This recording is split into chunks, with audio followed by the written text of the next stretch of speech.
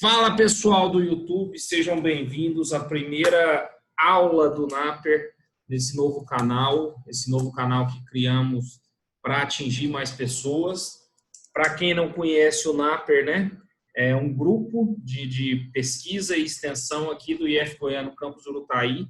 Meu nome é Hugo Peron, sou um dos coordenadores desse grupo e agradeço a vocês. Esse canal foi criado para a gente discutir muito sobre pecuária, sobre formas de melhorar a pecuária, sobre conhecimento. Então, a gente vai falar muito sobre isso em vários vídeos.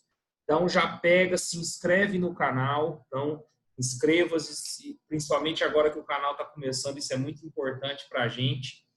A gente vai sempre colocar, pelo menos uma vez por semana, alguns temas relacionados à pecuária, ao que a gente faz. Então, não deixem de acompanhar, de se inscrever. Hoje, como tema, a gente tinha colocado como uma pesquisa no Instagram qual o tema que a gente iria falar nesse primeiro momento, e o tema que foi escolhido e o tema que o pessoal decidiu é o uso da ureia em bovinos a pasto. Como que a gente leva o Naper, né? Então, para quem que serve esse treinamento ou para quem que serve essas aulas?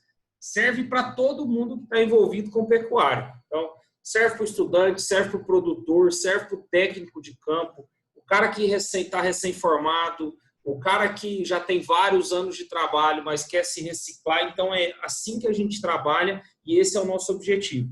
Então, a gente vai tratar de coisas bem aplicadas realmente, coisas bem práticas. Vários desses materiais eu uso em aula, mas é claro que aqui a gente vai discutindo em cima desse negócio. Então vamos lá, vamos parar de lenga-lenga. Então vamos começar a falar sobre esse primeiro tema, que é o uso da ureia em bovinos a pasto. Chegamos no período seco, principalmente nas regiões centro-oeste do Brasil, onde a gente está, né? E isso é um tema que leva a muita discussão, então vamos falar sobre isso hoje. Primeira coisa que a gente precisa entender é o seguinte: quando a gente fala de um ruminante, eu trouxe aqui o tema para falar de boi, de vaca, né? Mas tem aqui uma ovelha. Nesse tema, o que a gente precisa entender? Antes de falar de ureia e antes de falar de alimentação para bovinos em si, eu preciso entender que existe uma relação muito importante entre esse cara, ou seja, entre o ruminante, e esses caras que estão aqui dentro do rumen desse animal, que são os micro-organismos que existem aqui dentro. Eu, né, meu mestrado, meu doutorado foi voltado à nutrição animal e eu sempre falo para todo mundo que eu não sou nutricionista de boi e vaca. O que eu mais sei fazer é vaca dar leite e boi ganhar peso, mas eu não sou nutricionista de boi e vaca. Eu sou nutricionista desse povo aqui, ó, tá? A gente é nutricionista de bactéria. Por quê? Essa é uma relação muito importante aí. Como é que essa relação funciona? O animal, ele vai entrar fornecendo o alimento e o ambiente para a bactéria. Qual que é esse alimento? O capim, a ureia, o proteinado, a ração. E os animais, em troca, vão digerir esse alimento e, em contrapartida, o próprio animal, ou seja, o bovino, ele vai se alimentar do lixo dessa bactéria. Então, a primeira coisa que a gente precisa deixar claro é isso. Aqui, e esse é o nosso objetivo, por que eu uso ureia para a vaca? Não é para cuidar da vaca, é para cuidar da bactéria ou desses micro-organismos. Onde que esses micro-organismos estão? Eles estão no rumen desse animal, fazendo o quê? Justamente a digestão de um alimento que a gente, como monogástrico, não consegue digerir, que é o capim, que é a fibra. Então, como que é essa relação? Uma relação muito benéfica para as duas partes, né? Quando a bactéria digere o produto, ou seja, digere o capim, digere o alimento que eu coloquei, ela libera uns ácidos, e a gente chama isso de ácido graxo volátil ou ácido graxo de cadeia curta. Depois vamos falar sobre isso. Os três principais que a gente tem: acetato, propionato e butirato. E quando essa bactéria morre, ou ela passa para os outros estômagos, o próprio animal se aproveita da proteína microbiana.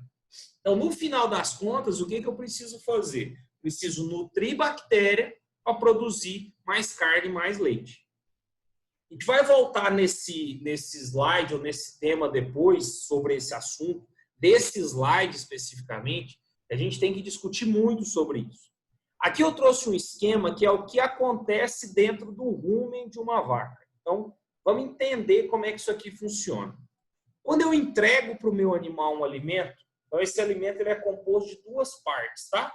Uma parte que eu chamo de proteína verdadeira e uma parte que eu chamo de proteína não verdadeira, ou nitrogênio não proteico. Vocês entenderam uma coisa? A ureia está aqui, tá? A ureia está nesse ponto aqui como nitrogênio não proteico. O que eu preciso entender desse negócio? Na hora que esse alimento cai dentro do rumen da vaca, vai acontecer o ataque dessas bactérias. Então, como que acontece nesse processo? As bactérias se aderem a esse alimento e começam a digestão. Parte desse alimento, então, ele vai ser digerido e parte desse alimento vai embora direto. Quando ele vai embora, ele vai ser degradado aonde? Lá nos outros estômagos, no abomasio, por aí vai, depois a gente vai falar sobre isso. Nosso foco hoje é atuar aqui, ó. O que vai acontecer dentro do rumen? As bactérias vão pegar essa proteína e vão degradar em várias coisas, principalmente em aminoácidos, tá? E amônia. São esses dois principais pontos que ela vai produzir. Para quê? Para ela pegar isso aqui e fazer uma nova bactéria. Agora a gente vai falar mais sobre isso, tá? Para a bactéria fazer isso, imagine que quando a gente vai comer lá, eu tenho que comer arroz, feijão e carne, tá? A carne da bactéria é a proteína. O arroz e o feijão que a gente tem que comer para a bactéria é o quê? É a fibra, ou é os nutrientes que estão lá dentro na forma de energia. Esses dois juntos vão virar proteína microbiana e depois o bicho vai absorver. Primeiro ponto que eu tenho que entender é o seguinte: o ruminante é um cara muito especializado. O que ele consegue fazer? Esse excesso de amônia que muitas vezes eu produzo, e aí já lembrando de um ponto, essa amônia pode ser da ureia, agora a gente vai falar sobre ela, essa amônia retorna para o sistema. Como que ela retorna? A amônia é tóxica, né? Vocês já sabem disso, em excesso a amônia é tóxica. Posso matar meu animal, posso intoxicar uma pessoa por excesso de amônia. Essa amônia volta para o fígado, tá? Para ser novamente transformada em ureia. E no caso da vaca, ela tem um negócio sensacional, que ela retorna esse nitrogênio via saliva. Ou seja, mesmo que eu não dê ureia para minha vaca, ela come ureia via saliva, essa saliva acaba se reciclando. O excesso acontece como na gente. Então ele vai para o rim, né? Vai para ser excretado na urina e aí vai ser liberado. Então o que eu preciso para a gente entender a ureia? Eu preciso que vocês entendam o que acontece aqui dentro desse ambiente. Então basicamente chega proteína, bactéria degrada essa proteína para fazer uma nova bactéria. Em compensação, o que é excesso, e aí nesse caso vamos entender como excesso de amônia, é reciclado dentro do sistema para a vaca. Beleza? E o que é essa tal dessa proteína microbiana? Igual eu estou falando para vocês que quando eu falo que eu sou nutricionista de bactéria e não só nutricionista de vaca. A proteína microbiana ela é a principal fonte de proteína metabolizável para os ruminantes. Vamos falar disso depois em um treinamento mais avançado, mas para vocês entenderem é o seguinte: não é toda proteína que eu entrego para a minha vaca que ela consegue absorver. Parte da proteína vai ser excretada nas fezes, parte ela perde na urina. Então já vamos deixar um negócio importante, é o seguinte: se eu sei que a ureia vai virar amônia, e essa amônia em excesso é excretada no rim ou no fígado, por exemplo, se eu conseguir metabolizar, se eu boto muita ureia para minha vaca, em vez de eu fazer minha vaca ganhar peso ou dar leite, eu estou matando minha vaca. A gente vai discutir sobre isso depois. O que sobra da proteína para o animal ganhar peso, ele está em cima dessa proteína que a gente chama de proteína metabolizável. Então, o que é essa proteína metabolizável? É o que realmente ela vai usar no metabolismo para reciclar suas proteínas, para ganhar peso, para produzir leite, por aí vai. Só para vocês terem uma ideia da importância dessa proteína, se eu tiver um animal confinado, de 55% a 65% da proteína metabolizável dele vem da proteína microbiana. Ou seja, se eu quiser que meu animal ganhe peso no confinamento, eu tenho que fazer com que essa proteína aumente em grande quantidade. Nos animais a pasto, isso é maior ainda, é de 70% a 85%, porque o cara tem pouca fonte, né, proteica disponível no pasto, nossas forragens têm pouca quantidade de proteína. Então, mais de 70% dessa proteína metabolizável ela vem da própria proteína microbiana. E já deixo um negócio para vocês. É muito mais barato eu produzir 1 quilo de proteína microbiana do que eu produzir 1 quilo de proteína de farelo de soja, por exemplo. Então, quando eu maximizo esse negócio, eu consigo fazer com que meu animal ganhe mais peso. O sucesso, então, de qualquer dieta que a gente for fazer, entenda como dieta tudo que o animal consome, vai passar pela otimização dessa produção. Ou seja, vai passar por eu produzir mais proteína microbiana dentro do rumo. Só para vocês terem uma ideia, a gente vai falar sobre isso nas próximas aulas, já está nas próximas aulas a serem gravadas, que é a suplementação a pasto com proteinados e rações. Foi um tema votado. Mas o que eu preciso entender? Quando eu dou só sal mineral, vamos pôr um exemplo aqui para o meu animal, ele vai ter uma digestibilidade do FDN. O que é esse FDN? É fibra, tá? A gente vai falar depois sobre isso. Mas quanto maior a fibra da planta, ou quanto mais velha a planta tá, mais FDN ela tem. Quando eu dou só sal mineral para minha vaca, a digestibilidade é pequena. O que quer dizer digestibilidade, né? Quanto que o animal come e quanto que ele excreta nas fezes. Se o cara tem 25% de digestibilidade, significa o quê? De 100 gramas que ele comeu, 25 só ele consegue digerir, 75 ele joga fora. Quando eu coloco um proteinado ou coloco um sal com ureia, que a gente vai ver daqui a pouco, eu aumento essa digestibilidade do FDN. Outro ponto importante é esse aqui, ó. O consumo também aumenta. O que isso quer dizer para a gente? Vaca que come mais é vaca que vai ganhar mais peso. E aí eu já deixo uma coisa para vocês, isso é uma coisa que eu entendo e eu acho que isso é fundamental em qualquer sistema.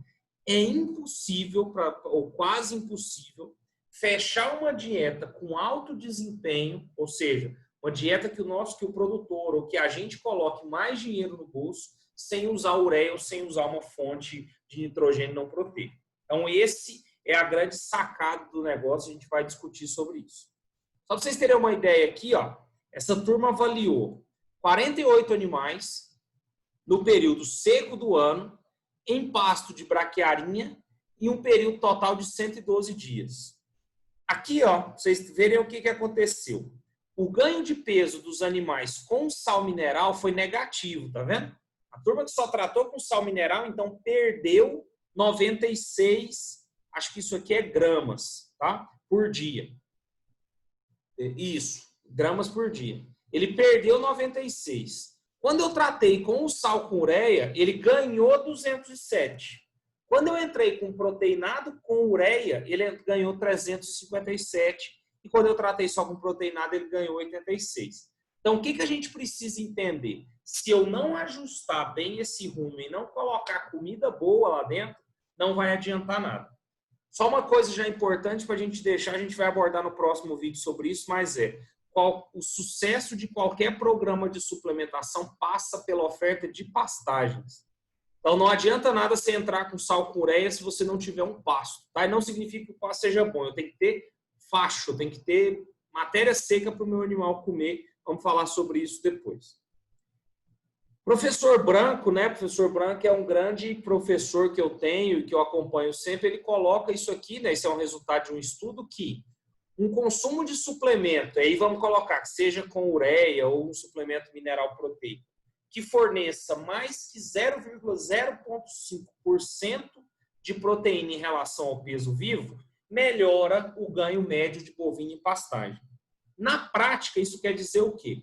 Se eu tiver um animal de 300 quilos, para ele ganhar peso, ele tem que comer 375 gramas por dia de um suplemento com pelo menos 40% de proteína. Então, a gente olhar, né, produtor olhar isso aqui é um negócio complicado, uai. Então, eu vou ter que entrar com proteinado com 40% de proteína, o animal comendo quase 400 gramas por dia, isso é caro.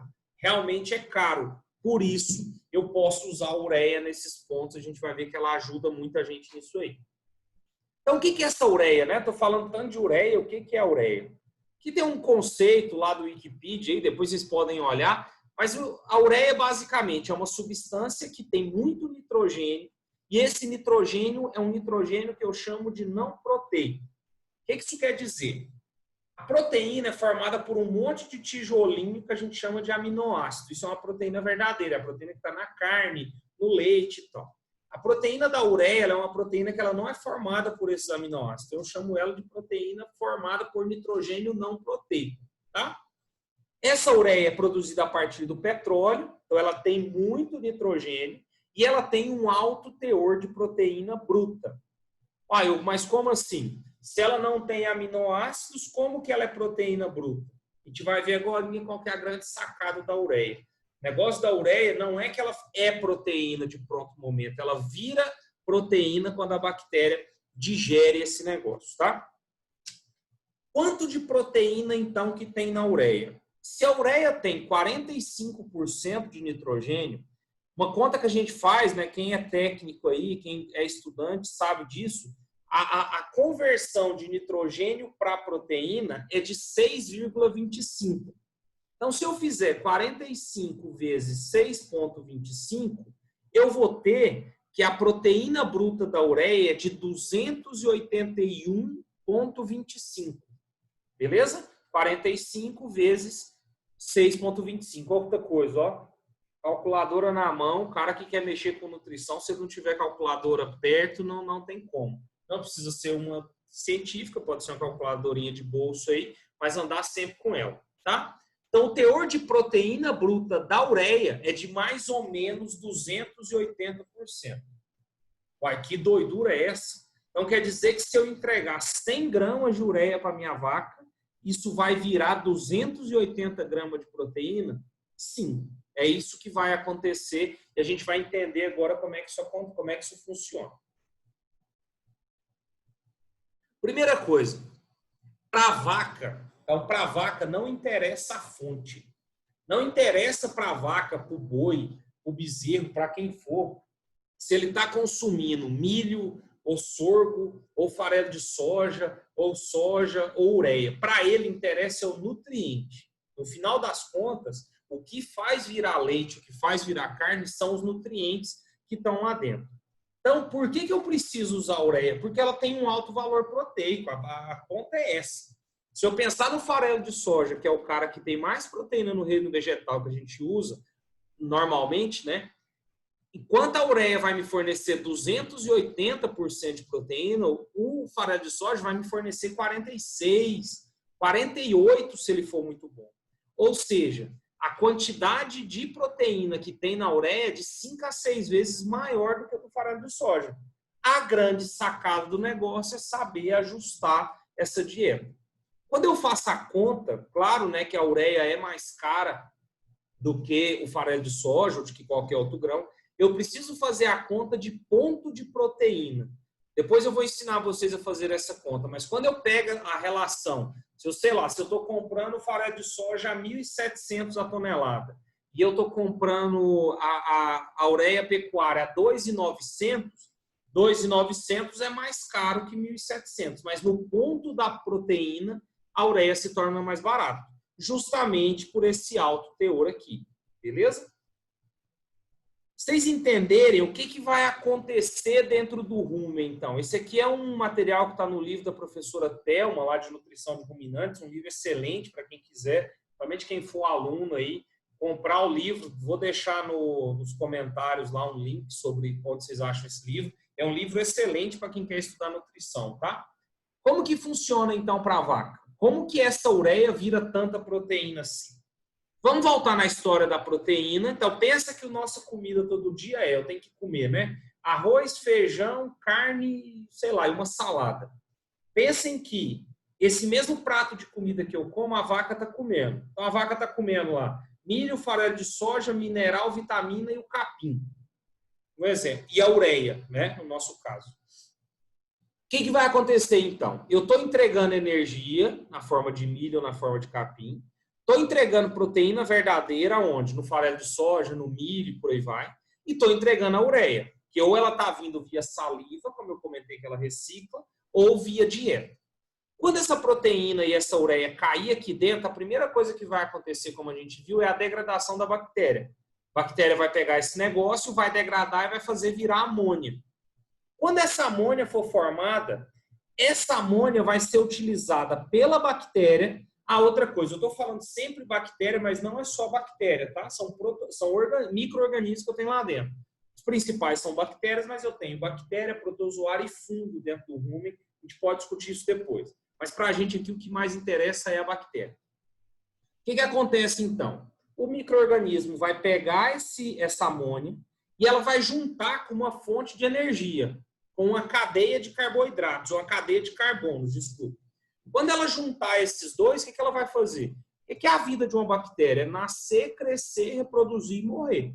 Então ela pegou essa bactéria, ela pegou esses nutrientes, reproduziu, virou duas e aí vai. Duas vira quatro, quatro vira oito e por aí vai.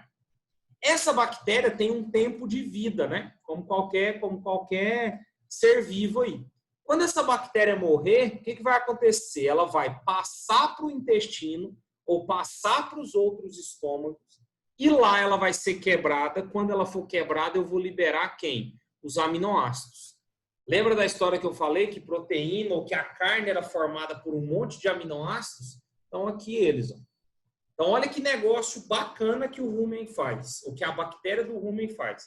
Ela pega uma fonte que eu não consigo utilizar, né? Eu, monogástrico, eu, ser humano, não consigo aproveitar capim e ureia.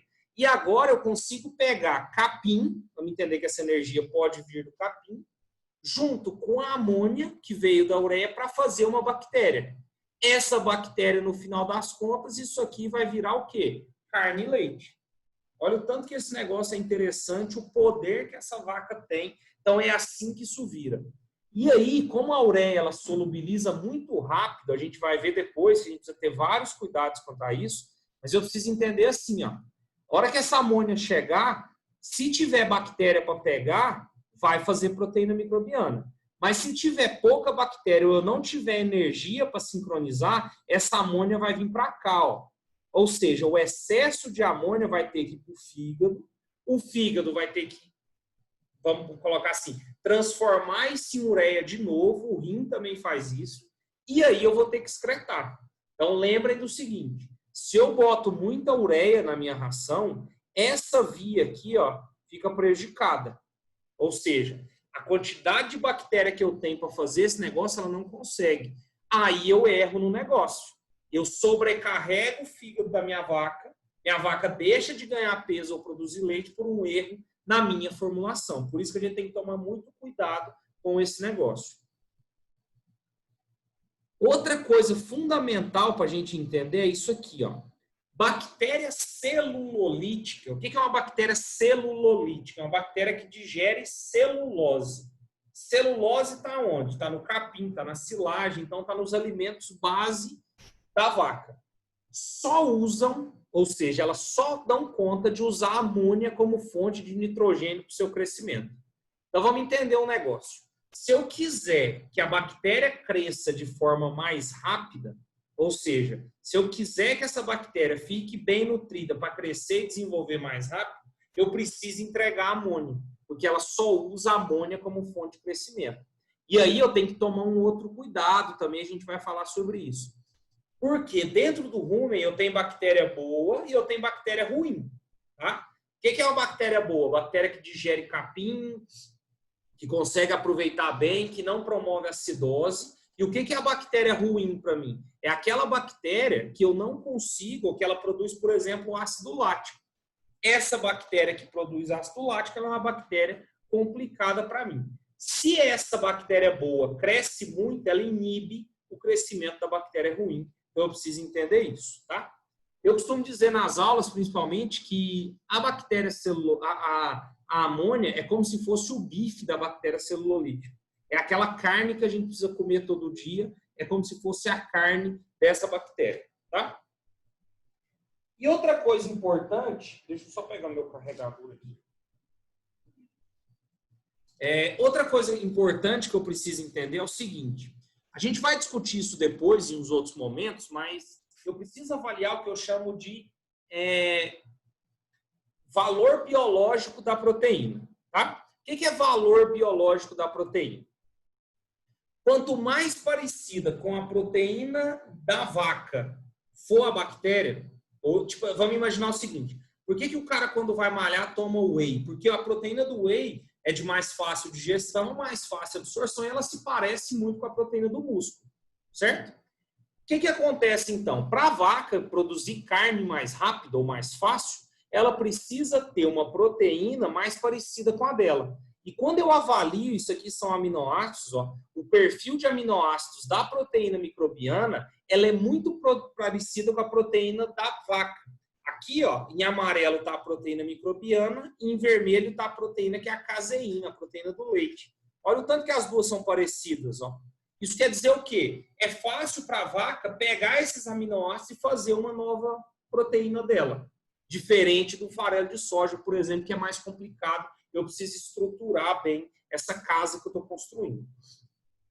Então, como que essa ureia vai ser transformada em carne e leite, né? Só para ficar claro aqui. Eu vou entregar o alimento, esse alimento vai cair no rumen. Esse rumen eu vou dividir, depois a gente vai falar sobre isso, em proteína não degradável no rumen e degradável no rumen. Aquela que não é degradada passa direto e vai ser digerida lá no estômago e nos intestinos. Aqui dentro do rumen, o que vai acontecer? Esse nitrogênio não proteico vai virar amônia, junto com a proteína degradável no rumen vai liberar aminoácidos, formou proteína microbiana. Se eu tiver energia junto, formo nova bactéria. Quando essa bactéria morrer, cai no abomaso e nos intestinos para ser digerida e absorvida pelo animal. Aqui, ó, é aquela história que eu comentei. As bactérias, toda bactéria, né, ela precisa do que para digerir?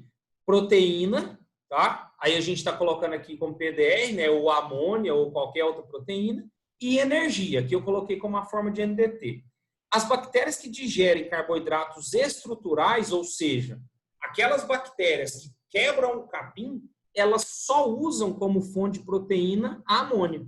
Então, o que vai acontecer? Se eu não entregar amônia, eu não tenho essa bactéria crescendo, meu capim não vai ser digerido. Enquanto que as outras bactérias, aqui tem boas e ruins, elas usam tanto a amônia quanto outras fontes de proteína. Vamos discutir isso em outra aula.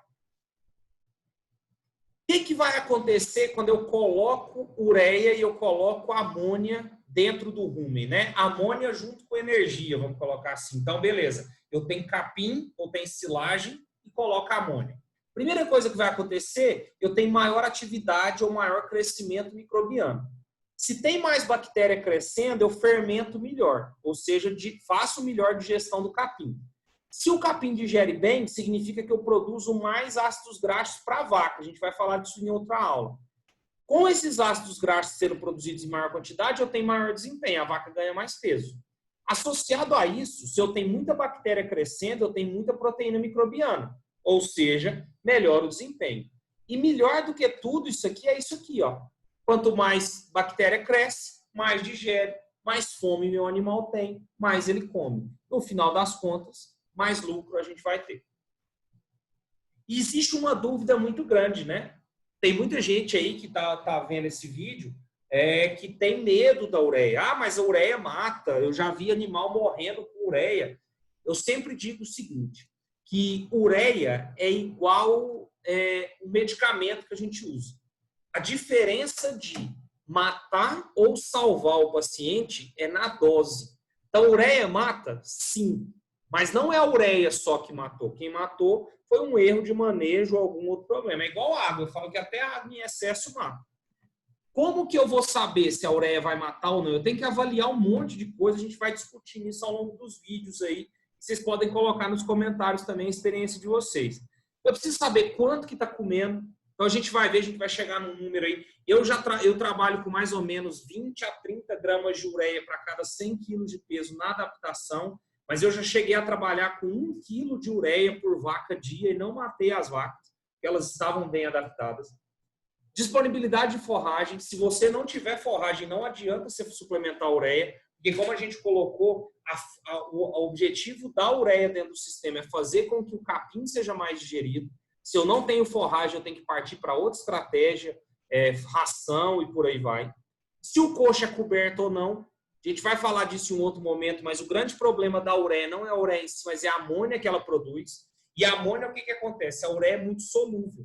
Então, se eu tenho um coxo, por exemplo, igual esse aqui, que está descoberto, e molha, chove em cima do coxo, o que vai acontecer? toda aquela ureia vai ser solubilizada, ela vai virar amônia. Se os animais vierem e beberem dessa água, elas vão beber amônia pré-formada e aí eu tenho um monte de problema, eu mato realmente o animal. E principalmente isso aqui, ó, estado sanitário e físico dos animais.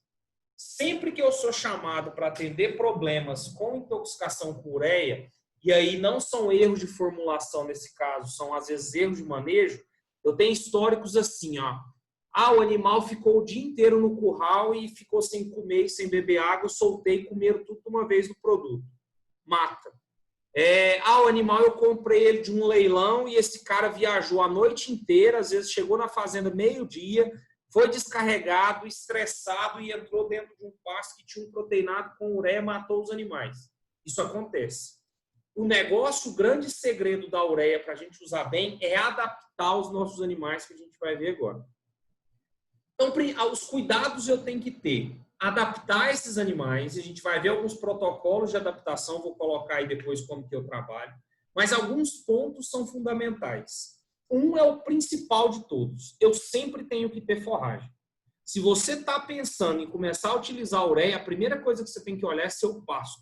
Se você tem forragem disponível para esse animal poder consumir. Lembrando que por que eu uso ureia? Eu uso ureia para aumentar a fome do animal. Como que eu aumento a fome? Aumentando o número de bactérias que tem lá dentro. Então, se eu não tiver capim ou silagem, o resultado vai ser muito pior. Meu animal que ia perder peso, perder às vezes uma arroba no período seco, ele vai perder 2, 3, ou ele vai morrer intoxicado.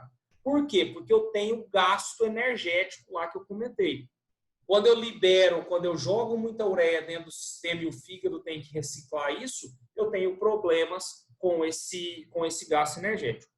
A ureia pode molhar? Diz sempre essa dúvida, né? Pode. O que eu não posso deixar acontecer é como qualquer outro produto. Se a ureia molhar, ela vai solubilizar e ela vai perder aquela ureia que ela tinha lá dentro. Eu joguei dinheiro fora. Mas vamos colocar o seguinte, Hugo, eu cheguei aqui hoje, eu vi que os coxos molharam, mas meus coxos estão furados e estão cheios de sal mineral com ureia lá dentro. Tem que jogar fora? Não. Se o seu coxo for furado, você drenar aquela água, você vai perder a ureia que estava lá dentro, mas grande parte dos minerais ainda são aproveitados. É claro que nessas condições o produto não vai ter a mesma qualidade de antes, né? E quando que um animal vai morrer intoxicado por ureia? Em 2 pontos. Ou quando ele comer demais e não está adaptado, ureia em si, né? Então, sei lá, você chega na fazenda, o cara entregou um produto com 5% de ureia e os animais comeram 15 quilos do produto cada um. Pode morrer? Pode. Ou nos principais casos, que eu tenho amônia pré-formada chegando no rumen.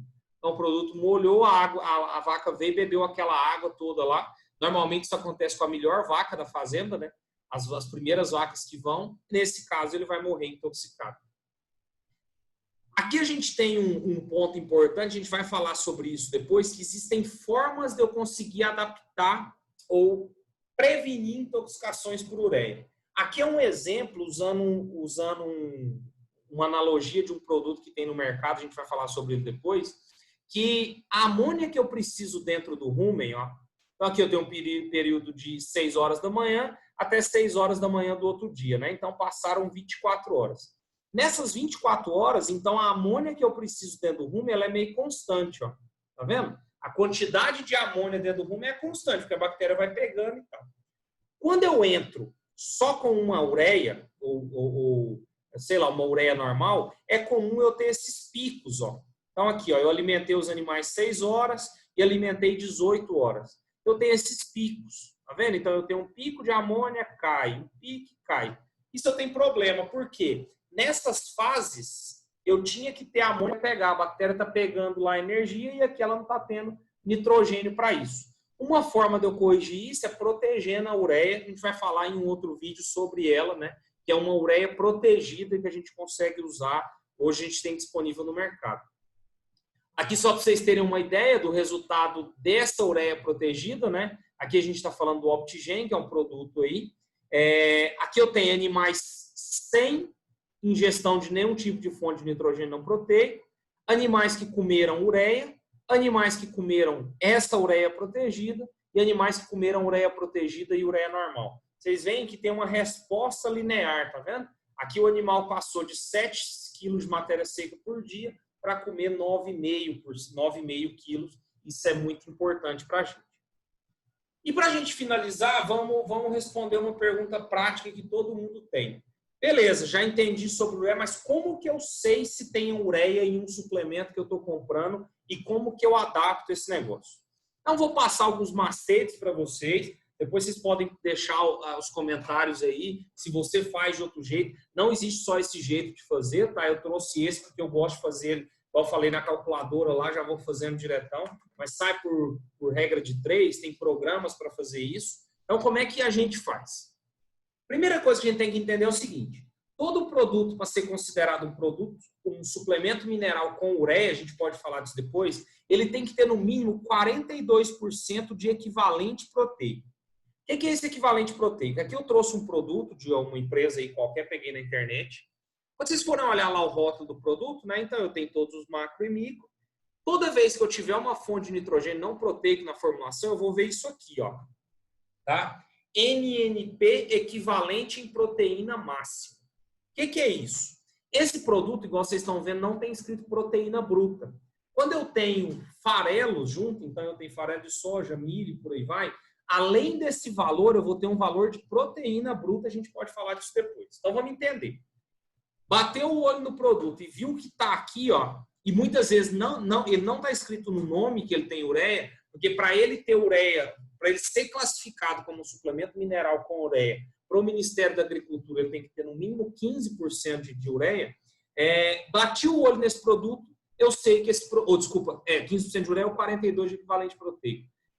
Bati o olho nesse produto, eu sei que esse produto tem ureia. Como é que eu sei quanto de ureia que ele tem? Como que eu sei que eu posso trabalhar com esse produto tranquilo? Então, vamos fazer essa conta.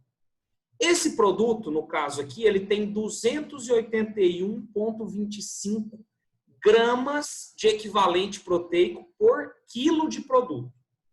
Beleza? Então, em 1.000 gramas, ou seja, em 1 quilo de produto, ele tem isso aqui. O que eu gosto de fazer? Eu divido ou eu transformo esse valor para porcentagem. Então, vamos imaginar. Se isso aqui está em 1.000 gramas, eu quero passar para 100, para fazer em porcentagem. Certo? O que eu faço, então? 281,25 dividido por 10, para transformar para porcentagem, ou para 100 gramas. Entendam esse macete aí. Quando eu divido por 10, eu descubro, então, que esse produto aqui tem 28,125% de equivalente proteico. Por que chama de equivalente proteico? Mais uma vez, porque esse equivalente proteico vem da proteína microbiana. Não é proteína, se eu mandar analisar isso aqui, não é proteína verdadeira, é proteína que vai virar lá dentro do rumo. Então, vamos pegar esse valor. Então, vamos lá, mais uma vez, 281,25 dividido por 10, 28,12% de equivalente proteico. A ureia tem 280, não é que a gente viu? 281 e pouco. O que eu faço, então? 28,125 dividido por 2,8, que é um macete que eu coloco é o seguinte. Eu falo sempre assim para os meus alunos, eu só posso trabalhar com uma porcentagem nessa conta, tá? Vamos deixar os matemáticos não me matem aí, mas só para ficar claro para vocês, para fazer essas contas lá no curral.